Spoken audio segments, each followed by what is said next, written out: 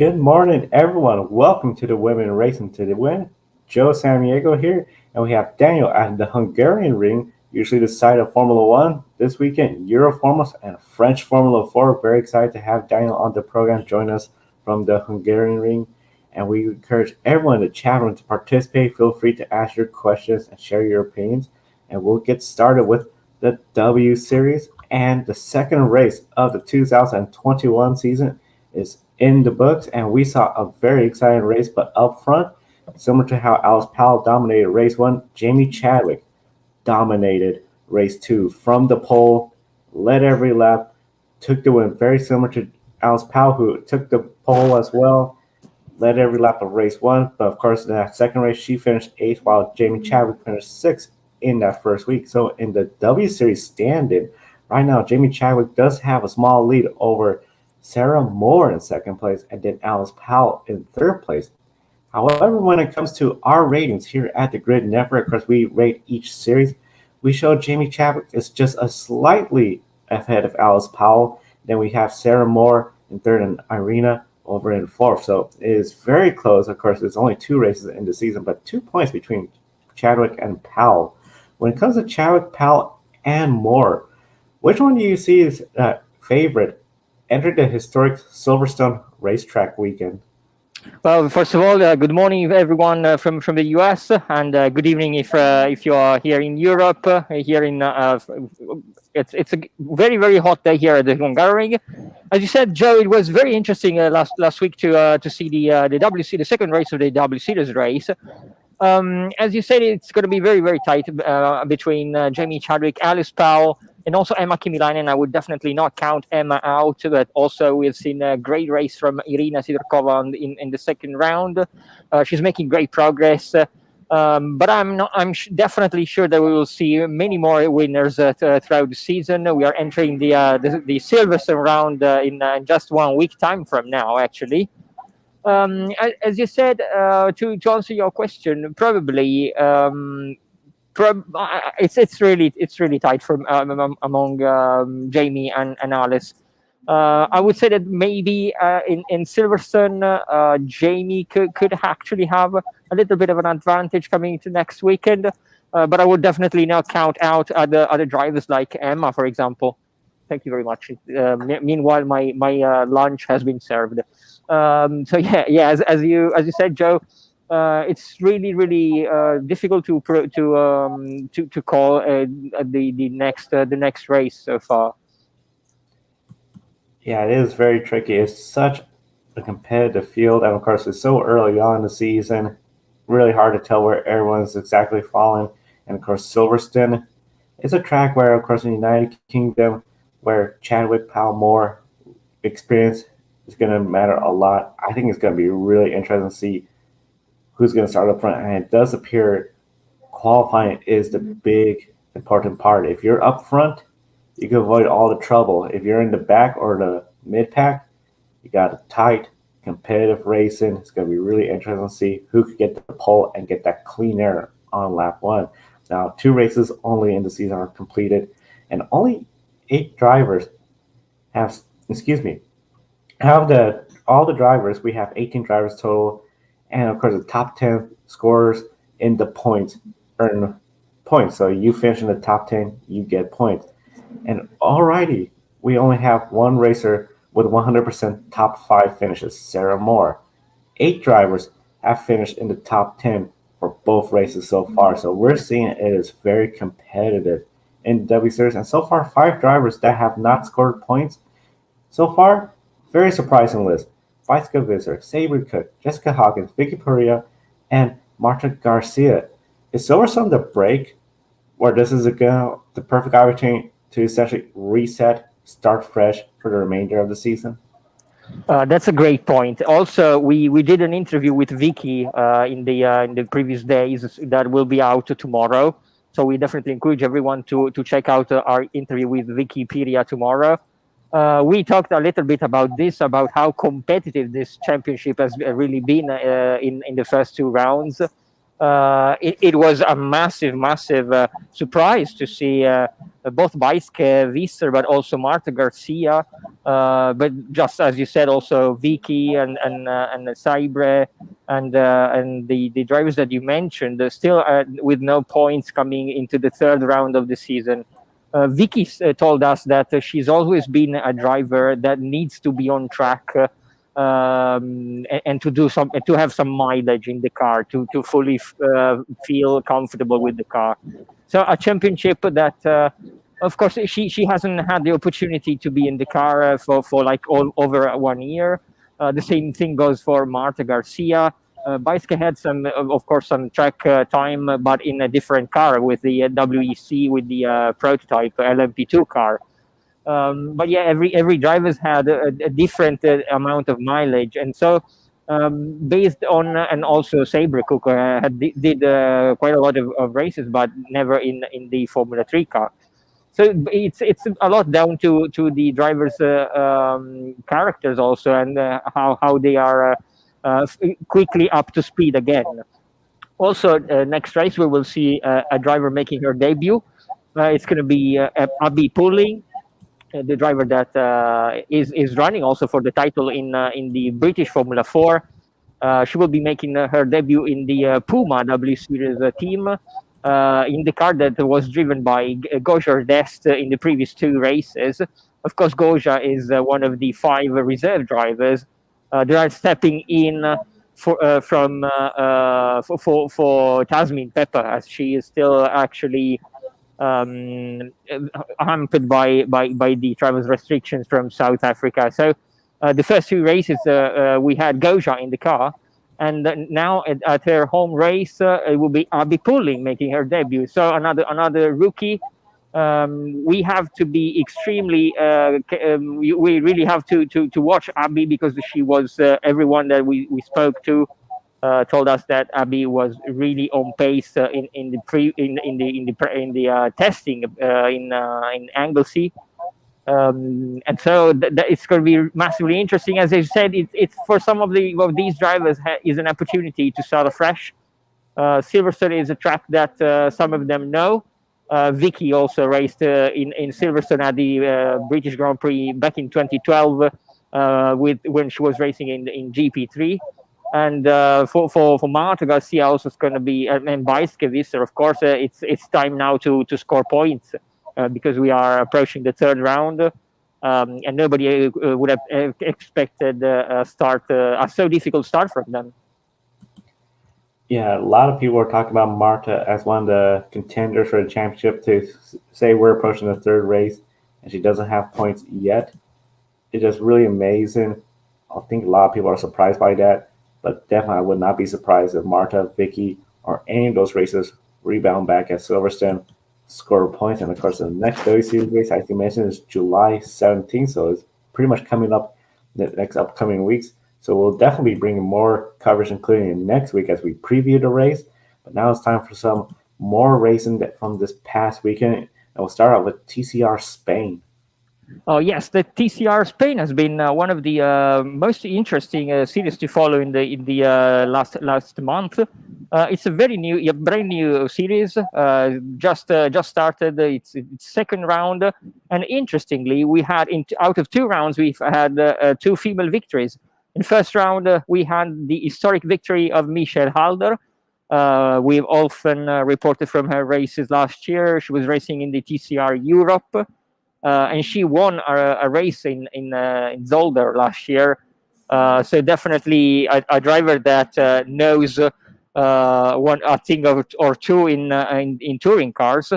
She's racing in her own family-run Halder racing team together with her brother Mike. Mike is also they made a switch from TCR Europe to TCR Spain, and they are also racing in the NLS series in Germany at the Nordschleife. Last weekend they were racing in Jarama.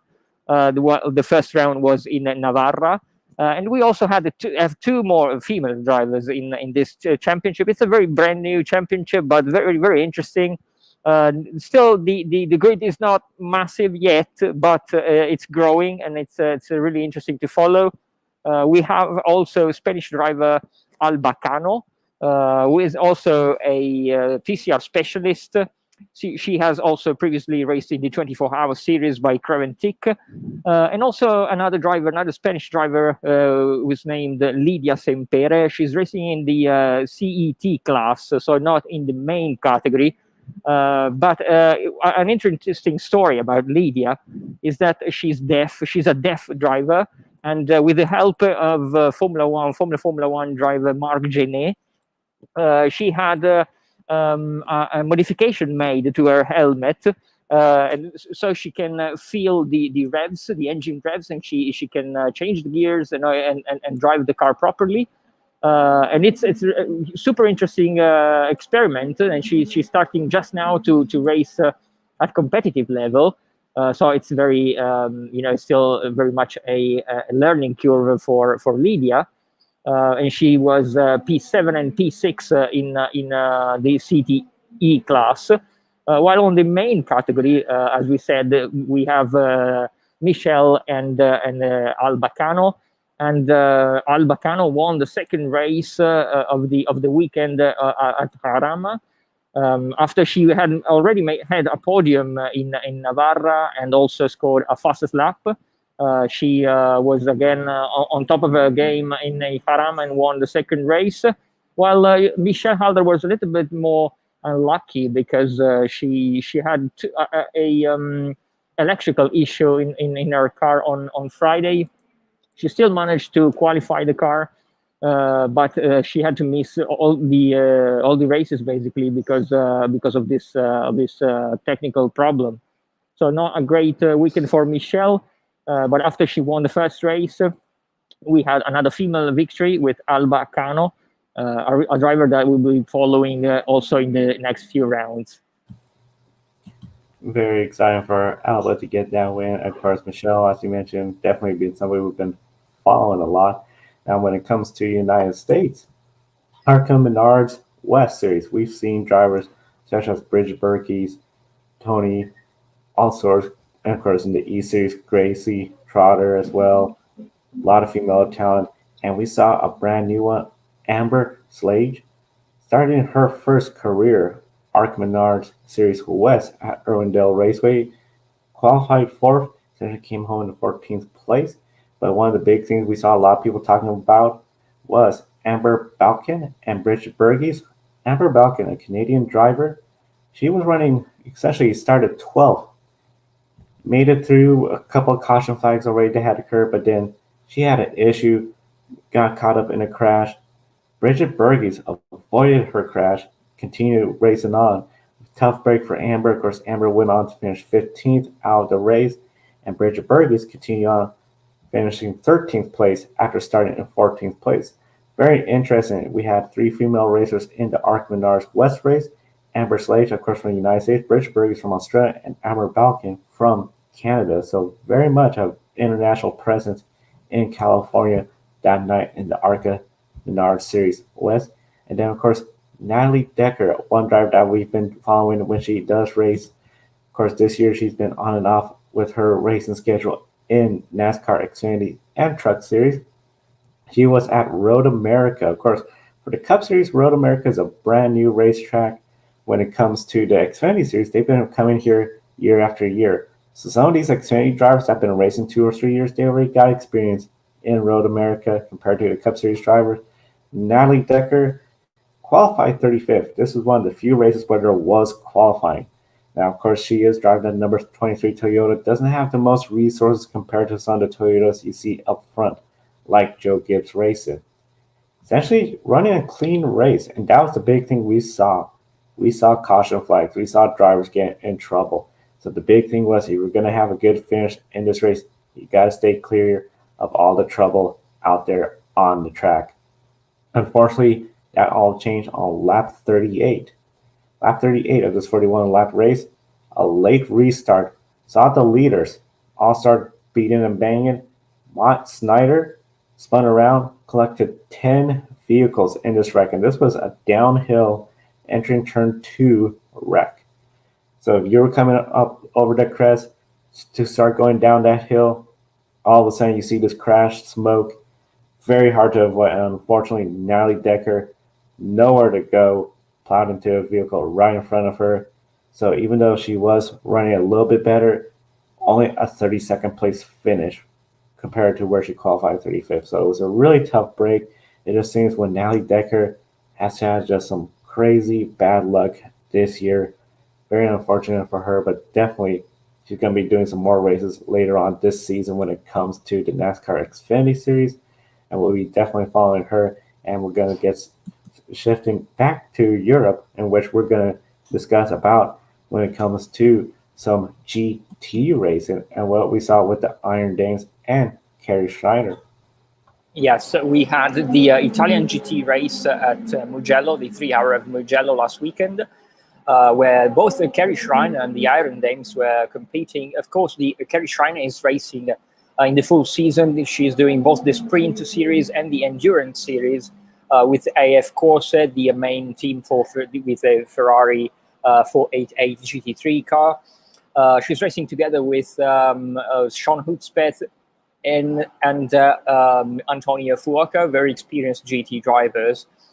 And also Carrie, of course, has quite a lot of experience in GT3, having previously raced in the GT Masters in Germany and in many more other categories. And she is competing in the GT3 Pro class, and they qualified in 7th place overall and 5th in class. While we had also the Iron Dames that made their debut in the Italian GT, the first race for them in this championship. And a curious thing, now this year the Iron Dames team are expanding their program in 9 categories. So they have been racing in 9 different categories this year, which is quite impressive considering that it's only their 3rd year competing at international level.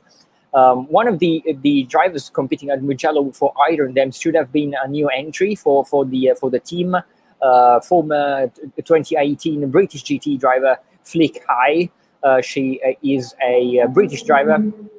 Unfortunately, for personal reasons, she could not come to Mugello for the race, and so very last minute, Michelle Gatting was called back into action, and she went to Italy to race together with Rahel Frey, one of the drivers that are always competing with one of the 3 drivers that have been racing both in the ELMS and also in World Endurance Championship with the all-female crew.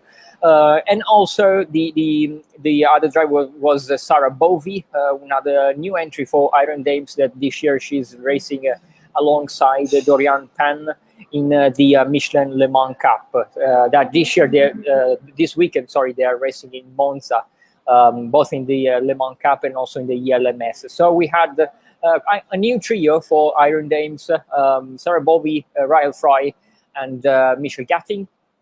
Impressively, they qualified 5th overall and 1st in class, and they were massively fast into the opening stages of the race, where Michelle Gatting took the start for the first stint. But she said that just after a couple of laps, she could feel that the steering was getting harder and harder, and she had a problem with the power steering. So she tried to wrestle the car and to hang on to that problem. She was still in 1st place in class, but then after approximately 40 minutes into the race, she had to pit because, of course, the car was undrivable. The Iron Dames crew did a massive job and replaced the whole steering system. They only lost 7 laps and they went back on track in the 16th position overall. Sarah Bovey then took the wheel for the second stint, and for the middle of the race. It started to rain. It was the first time that Sarah was driving the GT3 car in rainy conditions, so it was kind of difficult for her to adapt so quickly because, of course, you can't make mistakes. You're straight into the race. She did great, not a mistake, not a single mistake. Brought the car back in P16 to Rahel Frey.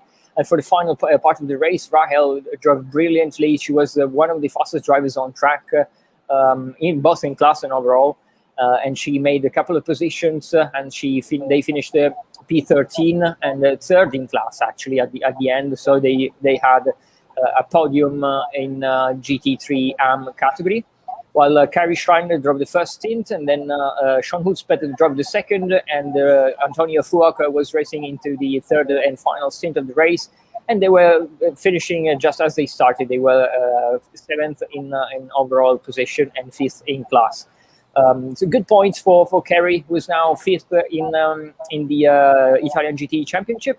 Of course, we'll be seeing if we will see if the Iron Dames will be back for the next rounds of the Italian GT, which is increasingly becoming a really important GT3 championship in around Europe, with more and more interesting teams coming also from other important GT championships. Very important championship, and it's definitely growing. Now, one thing we're seeing here in the United States that is growing and becoming more and more popular is the NTT IndyCar Series. And of course, this past weekend in Mid-Ohio, Tatiana Calderon made some testing laps with AJ Floyd Racing and put together some fast laps, right up there with some of the fastest in practice. Now, one of the big significant things when it comes to Mid-Ohio and drivers testing there, this is where we've seen other drivers essentially make that switch from doing testing in Mid-Ohio to then full-time IndyCar Series. So it'll be really interesting to see if Tatiana Calderon, who of course is right now with Richard Mille Racing Team, with Sophia Flores and Bicycle Visser. She has done Japan's Super Formulas. And so she's have a lot of international race experience. And I know, Daniel, when it comes to Tatiana Calderon, IndyCar Series, it's about 16 races a year. Do you see potentially Tatiana Calderon making that switch to a full-time IndyCar Series? And then will that affect some of her big plans with sports car racing? I think Tatiana would love to do that. We spoke with her last year, and of course, she was also racing in the Road to Indy program before she came here to Europe some years ago to pursue her career here and to try to get into Formula One. Of course, now she is also Formula One test driver, development driver for Sauber Alfa Romeo Formula One team. But I definitely know that Tatiana would love to race full time in IndyCar, and this opportunity is a massive opportunity for her, and also for women in motorsport, because of course IndyCar being one of the top tier Formula cars worldwide, together with of course also Formula One and Super Formula in Japan, where she's already competing in the last couple of years. I think that Japan Super Formula, is right there at the top of in competitive levels, but it's becoming a little bit difficult for her to pursue a double program in Europe and in Japan. We've seen now that she is missing some rounds in Japan because, of course, of the travel restrictions. She came here to race in WEC, and she is struggling to get back into Japan. So I know that.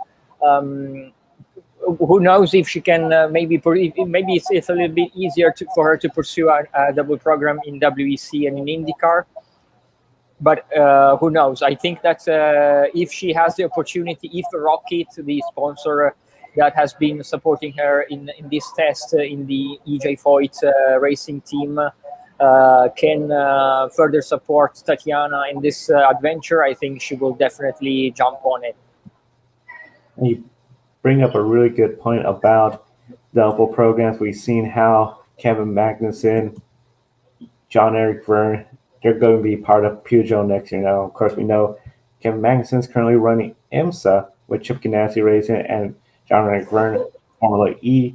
So it does appear when it comes to WEC sports car racing, it does give more leeway to run double programs. So it might be something where continue with the sports car program, additional races in Europe, but then having that program right here in the United States, IndyCar, seems like it'd be a great fit. And of course, Rocket sponsor, they're currently sponsoring AJ Floyd's driver, Sebastian Bourdais, who is a former IndyCar Series champion. Her with AJ Floyd and Sebastian Bourdais, that's a lot of star power in that team. And of course, AJ Floyd, an icon when it comes to American racing, especially the Indianapolis 500, which is, of course, the biggest oval race of the IndyCar season and globally one of the biggest motorsports events in the world now, Daniel, when it comes to oval racing, and especially in Europe, we know that is sort of something where there's not a lot of experience. When it comes to Tatiana Calderon and the oval racing, has there ever been in the past any indication that she would be willing to try this, or had she been so focused on Super Formula's road racing that it has never been discussed about her and oval racing? That's actually a great question, and a question that I don't have the answer, because I don't know. I don't think that Tatiana has ever raced on an oval, even when she was in the US. She did some races on the Road to Indy program some years ago, but I don't think that she ever raced in an oval. But that would be interesting. She so far has been very focused on road racing, as you said. But yeah, I will see her next week, because of course next week it's going to be WEC weekend in Monza for the 6 hour of Monza, sorry, and I'll be there. So that's a good question that I will be bringing up to Tatiana. I think a lot of people will be happy to hear her thoughts on oval racing. And of course, one of the big things when it comes to IndyCar series, we're seeing more and more drivers enter this series. Roman Grosjean from Formula One, Kevin Magnussen did his first race, Felix Rosenqvist. The names is really starting to grow, and Tatiana Calderon sort of if she decides to go full time in IndyCar series. I think that will really just get a lot of people talking about it. And I know we've talked about IndyCars. Do you feel this move, especially with Tatiana Calderon, as on the IndyCars? We could hear race cars behind Daniel. So definitely the Yeah. racing's going on. When it comes to Indy cars, the Indy 500, do you think this move by Tatiana really that IndyCar is a place for female racers that can really race and shine? Yeah, definitely. We've seen some brilliant female drivers in the past in IndyCar. Well, probably one of the most influential female drivers of the past decade, Danica Patrick, of course, one that has inspired so many other female drivers to pick up the motor racing careers. We know that it's really important for these drivers of this generation to inspire to drivers that they've seen when they were just starting out in karting. And Danica Patrick is a name that most of them will bring up when they're asked. So IndyCar definitely, like 10 years ago, was a place where female drivers like for instance, Pippa Mann, also Bia Figueiredo, Catherine Legg, all drivers that have made really a great point in motor racing, and went on to race in some of the most important racing categories in the world. So it's been a couple of slow years for IndyCars now regarding female drivers. After Pippa Mann racing in the Indy 500 2 years ago now, we had of course Simona Di Silvestro this year. But we didn't have a full-time female drivers for quite some time. So it's with Paretta Autosport also thinking about a full-time entry, as far as we know. It's going to be really interesting to see potentially maybe Simona entering in a full-time ride, and also Tatiana. Why not if she can get a seat with some backers in the near future. Yeah, some great points there, especially if we could see Paretta Autosport, Simona, and then Tatiana. That would just be huge for IndyCar. And of course, definitely, I think when it comes to female racers, it really shows that IndyCar is a great option. We've been seeing more drivers coming into the NTT IndyCar. We're just about out of time, but I encourage everyone to visit the website racersbehindthehelmet.com. There you can find all the stories of all the female racers around the world racing, from Abby pulling the GT series, the Euro NASCARs, which I know we didn't really talk a whole lot about. All the racing stories are right there on the website. Definitely encourage you to visit and be sure to subscribe to the Grid Network right here for all the races. I know we're going to head off the air so that way Daniel could finish up his lunch and enjoy the race. And thanks for participating on the show today from Hungary. We really appreciate your time. Thank you so much for everything, and see you guys all next week. We'll see everyone next week. Have a wonderful day and enjoy the races. Joe Samaniego here. Wanted to invite you to go check out Publis. Publis is a dog clothing and accessory company based in Austria. 10% of each of your purchases goes to helping dogs in need, whether it's homeless, sick, or ill dogs. This is one of the reasons why we support it. Kiska here is a rescue dog from rural Alaska and our grid office dog. We care about our furry buddies, and we know you do as well. Definitely check out Publis.com. There's a link on the video description, and by clicking on that link, you get a 10% discount on your purchase as well.